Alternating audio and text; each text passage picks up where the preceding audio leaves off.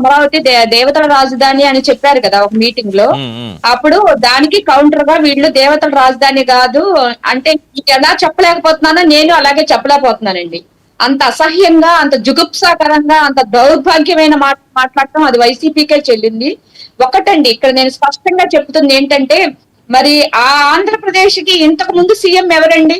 అంత చండాలంగా కూసిన కోతలు కూశారు కదా వాళ్ళు. నేను వాళ్ళని చండాలంగా కూడా మాట్లాడాలంటే నా విఘ్నత నేను కోల్పోదలుచుకోలేదు ముందు. నేను అంత చండాలంగా, అంత జుగుప్సాకరంగా మాట్లాడిన వాళ్ళకి అంతకు ముందు సీఎం ఎవరండి మరి? దానికోసమే ప్రాకులాడారు కదా. అమరావతి రైతుల్ని 5 సంవత్సరాలు రోడ్డు మీద పడేసి బూటుకాలతో తన్ని ఎంతో హింసించినప్పుడు వీళ్ళకి ఇచ్చారు కదా 11 సీట్లు. అయినా బుద్ధి రాలేదా అండి వాళ్ళకి? నేను మాట్లాడలేనండి ఆ మాట. అంత అసహ్యంగా మాట్లాడుతున్నాను అనమాట. ఏదో టైమ్స్ ఆఫ్ ఇండియాలో చెప్పారంట. టైమ్స్ ఆఫ్ ఇండియా మీకు పంపిస్తా చూడండి రిపోర్ట్, మా వాళ్ళు ఇప్పుడు పెట్టారు. సుధాకర్ రెడ్డి అంటండి ఆ రిపోర్ట్ రాసింది కూడా. ఉమ్.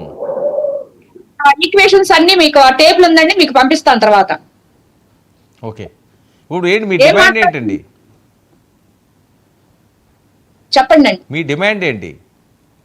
మా డిమాండ్ అంటే ఇప్పుడు భారతీ రెడ్డి గారు కూడా సాక్షి పేపర్ నడిపే భారతీ రెడ్డి గారికి కానీ జగన్మోహన్ రెడ్డి గారికి కానీ వాళ్ళకి తెలియకుండా ఈ కృష్ణంరాజు అనే అతను గాని కొమ్మనేని శ్రీనివాసరావు అతను గాని వీళ్ళు డిబేట్ ఏం చెయ్యరు. వాళ్ళకి తెలిసే చేశారు.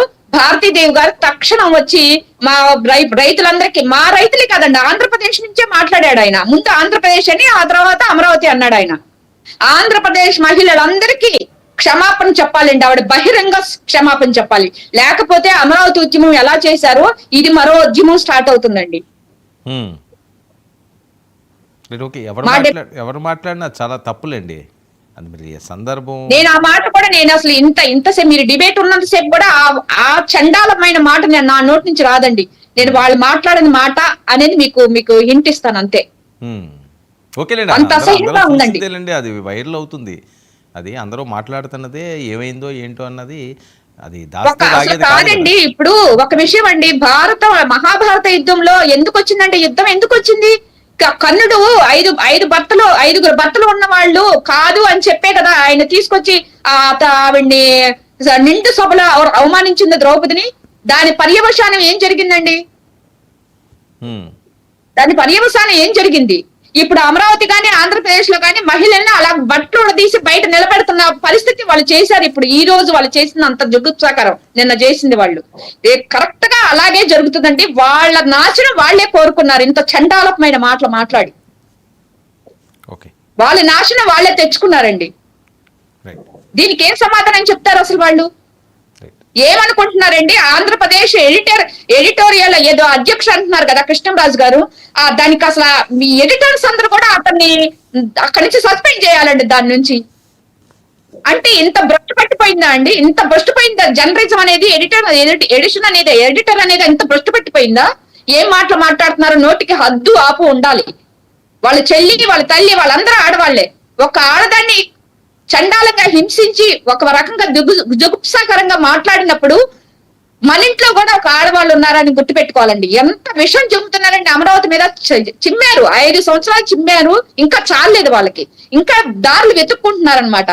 అంటే మానసికంగా బలహీనులను చేయటానికి. మీరు ఎంత బలహీనులు చేసినా ఇక్కడ ఏం అవ్వమండి మేము. అది మీరు ఏదైతే అన్నారో అదైతే మేము బాధపడాలి, అదైతే మేము బలహీనపడాలి. కానీ మేము వాళ్ళు కాదు కదా. ఓకే, శివపార్వతి గారు. వర్మ గారు, మీ ముందుగా మీకు ప్యానెల్లో ఉన్న పెద్దలకి అలాగే వీక్షకులకి గుడ్ ఈవినింగ్ అండి. చెప్పండి వర్మ గారు. అమరావతిలో మరొకసారి ఆందోళనలు, మహిళా రైతులు రోడ్డెక్కుతున్నారు. ఉద్రిక్త పరిస్థితులకు దారితీసే పరిస్థితి. ఏదో ఏడాది అయ్యింది అని మీరు సంబరాలు జరుగుతున్నది, దీన్ని ఏ రకంగా ముందుకు తీసుకెళ్లాలని చంద్రబాబు నాయుడు గారు ఆయన స్టైల్లో ఆయన ముందుకు సాగుతున్నారు. ఇలాంటి టైంలో వచ్చిన ఈ వ్యాఖ్యల కలకలం, అవి కూడా సభ్య సమాజం సిగ్గుపడే విధంగా. ఎవరు కూడా మాట్లాడకూడదు. అది ఎవరైనా అవని జర్నలిస్ట్ వైఎస్ఆర్సీపీ పార్టీ చేసే పనులే వైఎస్ఆర్సీపీ